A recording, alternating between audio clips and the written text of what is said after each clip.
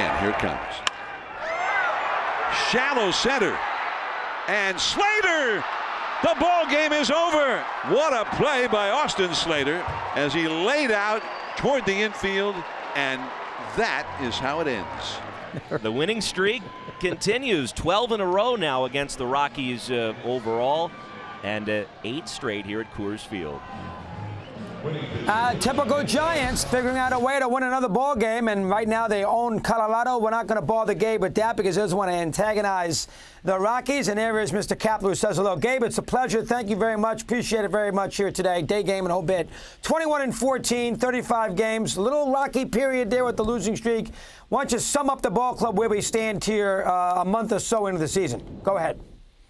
Well, it was nice to see the end of that game. Like watching those highlights brings up a lot of good feeling, and in particular, Austin Slater's played such incredible defense for us all the way through the season.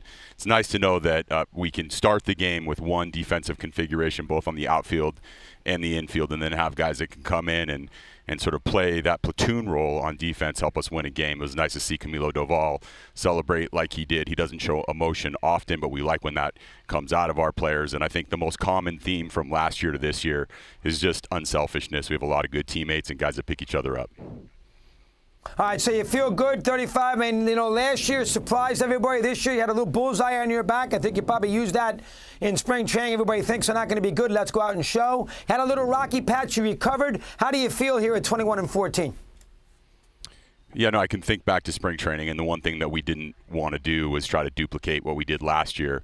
We always want to be improving on our practices and our processes. Thought we did a good job of preparation. We didn't come out of the gates necessarily the way we wanted to, but we did win baseball games in that first week of the season, which I think set the tone for us. We know we don't have to play our best baseball to win a series, but we definitely have to play our best baseball throughout the season if we're going to compete with the best teams in this division. And as everybody knows in this industry, the National League West is really tough right now.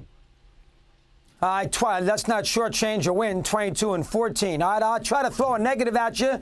You can handle it. Fight me off. Lost 3 out of 4 to the Mets, lost 2 to the Dodgers, and struggled a little bit against St. Louis. 3 real good teams in the National League. Anything a Giant fan should be concerned about regarding that?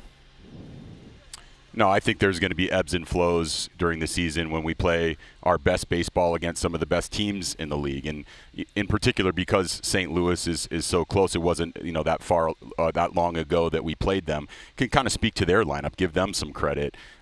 We know that they're one of the best teams in baseball against left-handed pitching. We sent out, one of the best left-handed pitchers in baseball in Carlos Rodon, and they just did a nice job of grinding at bats. You have 3 hitters in the middle of their lineup that are difficult to contend with, and Goldschmidt and Arenado and Yepez now, who looks like a real talented hitter in this league. And sometimes you just have to tip your cap to the opposition. I don't have concerns about our ability to compete with the best. I don't have concerns about our ability to beat the best, but there are going to be ebbs and flows in the season, and when you are losing to teams like that, sometimes it's helpful just to say that's a talented club and they beat us. Yeah, fair enough. All right, can you explain this great 12-game winning streak against the Rockies last couple years? Again, like some of this is just randomness, and we have to call that out. We've played really good baseball when we come to Colorado. I think we understand the elements here well. I'll also say that we've been really good at being out in front of things like recovery, and we're cognizant of how this ballpark and this environment here in Denver can wear on a club. So we're really meticulous about getting our guys off their feet as much as possible. And to be honest with you, they're doing all the work. They're understanding that they have to kind of stay hydrated in this environment. They have to get their rest and their recovery. And they're coming to the ballpark every day ready to play when we come here to Colorado, and we've done a nice job against them at home. All right, this is for you here, Gabe. Tough loss in Game 5. You probably got shortchanged. Not probably. You got shortchanged the strike with Flores. Wonderful series. Could have gone either way. 107. How long did it take you to sort of swallow that and forget about it and flush it? Does it still, cause some pain when you think about how that ended up against L.A. and not getting into a championship series? Let me hear a little thought here from you personally on how 2021 ended up. It was a big blow. It stung, and it didn't subside until we got to spring training and we started our work again as a group. now. I think it's in the past, and it's not that we don't remember that 5-game series with the Dodgers. We do, and we can use it as a learning tool for every series that we play. But we're solely focused on 2022 right now, and I'm really proud of the preparation that's happening in that clubhouse over there behind our dugout. And really every day, I think we come to the ballpark prepared, and I think that's something that we need to sink our teeth into. All right, right now, if I ask Gabe Kapler, what has you, if anything, a little concerned about the team? Is there anything specific? Yeah, I mean, this is going to be the same concern at the end of spring training in 2020, the middle of the season in 2021, and now here we are in May. Injuries are always the biggest concern. We have to not overdo it with our players, make sure that they're getting partial games off. It sort of plays into our philosophy. We don't necessarily have to finish the game with the player we start with, and every time we do get a guy out of there in the 5th or the 6th inning for a pinch hit plate appearance, or somebody comes out of the game because they got pinch hit 4, or somebody is used as a defensive replacement, we consider every rep on the field volume. We consider every rep that we do in practice volume. So if there's one thing that we're desperately trying to avoid, it's overdoing it. It's taxing these players. 162 games is an incredibly long season. We all know that. Spring training, the playoffs, we talk about this every year, but it's really the one and most important thing. All right, back to you again. You did a super job in post-game in Game 5 because you did not moan and groan about the call on the Flores strike, which we all know was not a swing, and you bit your lip wonderfully. A lot of managers, you'd sense the frustration, not from you. How hard was that? Let me hear. It's not that hard for me, Chris, and to be honest with you, I understand that this job is it's incredibly challenging, and every call that an umpire makes, they're doing the best they possibly can. It's not that I don't feel frustrated or that our dugout doesn't feel frustrated, but we don't lose a game because an umpire makes a bad call. We lose a game because we didn't play good enough.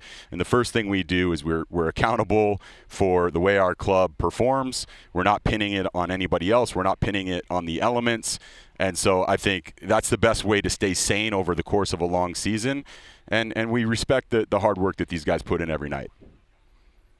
All right, here's another one for you. I've had fun with it. Gets me through a brushback every day. I'm sure the TV set's not on you watching it, but I do have fun with it. The unwritten rules in which the Giants, have been a little forget about. They don't care whether it's San Diego getting upset or the Philly. Doesn't make any difference. You play it the way you want. Dave Martinez is another one. You play it the way you want to play it. Let me get your thoughts on that for a sec. Go ahead. Well, I'll start by saying that this is really about us, and obviously I've shared my philosophy on this on numerous occasions. I don't think I have to go into the details here, but we just want to be competing all the way through the game, and then probably the most important thing is we want every player to use every tool at their disposal to perform. It's a really difficult game, and when you give away a component of your game that makes you good, I think you're at a disadvantage, and we've talked about it a lot, and I think that sums it up. All right, and of course your ball club here needs, everybody has to, basically pull in the same direction, need offense from your bottom of the lineup. That is what you do superbly. You're getting all this platoon scenario and everything else. You're getting the maximum out of every player on the roster. That's the key to the Giants. Talk about that for a sec, Gabe. Let me hear. Yeah, it's really interesting because roster construction, lineup construction it's tricky because you want like power, you want on-base skills, at every place throughout your lineup. So sometimes it's nice to stagger a lineup a little bit. Like just by way of example, today Yastrzemski is hitting at the bottom of the lineup, in part because there's a left-handed pitcher on the mound, but in part because he's a real challenge in the batter's box, and we like the idea that when you get down to the bottom, you have to face Yaz. He's been swinging the bat as good as anybody in the league. He's calm, he's poised in the batter's box, and it's just nice to know. And this is because we do have a good, talented roster. We can put a guy like Yaz down there and know that we have some production and some on base at the bottom, and to get the sort of hand the baton back to the top of the lineup. No, that's excellent. Good one there. I enjoyed that. Gabe, I enjoyed talking to you. We'll keep in touch. Keep up the good work. Appreciate you coming on here today.